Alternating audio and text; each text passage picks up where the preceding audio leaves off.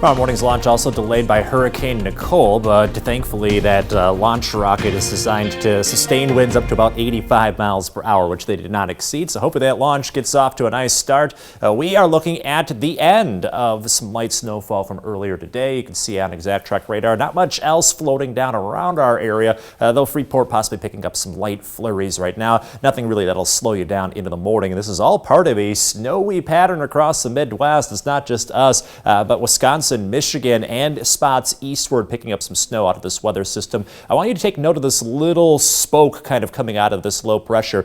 This is like little waves of energy rotating around this low pressure like the spokes on a bike wheel. So what's going to happen is this little area is going to rotate down tomorrow and push in some new snow for the afternoon. So until this low pressure leaves, we'll likely see a little more snow in our extended forecast. Speaking of the extended forecast, we picked up very light amounts today, but look what's going to happen later this week is all part of the snowy pattern.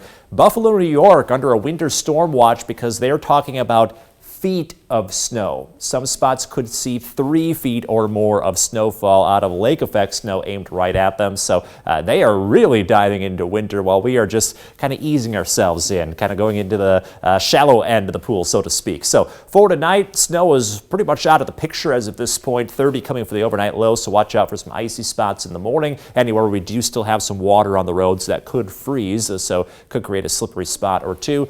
Not much changing with the temperatures, upper 30s throughout the course of the day, wind chills in the 20s, and note, we've got snow in the afternoon that we have to keep an eye out for. Here is future track starting out late tomorrow afternoon. You can see we've got these spotty light snow showers that we have to contend with. They're not going to hang around too long into the evening, and again, not much snow coming, but when you factor in that little bit of snowfall plus some gusty winds, there could be some slick spots out there. So just be a little careful. It'll be a little hard to see at times, so with that snow both the Wednesday afternoon and Thursday afternoon. So through tonight, some wet spots that could freeze. So we'll have to keep an eye out for that, but I think a lot of the roads are starting to dry out as of this point, so that's good for the morning commute. Afternoon, slick spots and blowing snow. Same for Thursday. Those will be our impacts all throughout the rest of this week. Then we see a wave of Arctic air. So temperatures are chilly now, but look what comes by Friday and Saturday. Those deep purples showing temperatures in the teens to 20s for highs. So in our extended forecast, we're all the way down to 22 for a high on Friday as we dry out, then staying in the 20s over the weekend, but then reversing course into early next week. The 40s are back on Tuesday. In your most accurate 10-day forecast,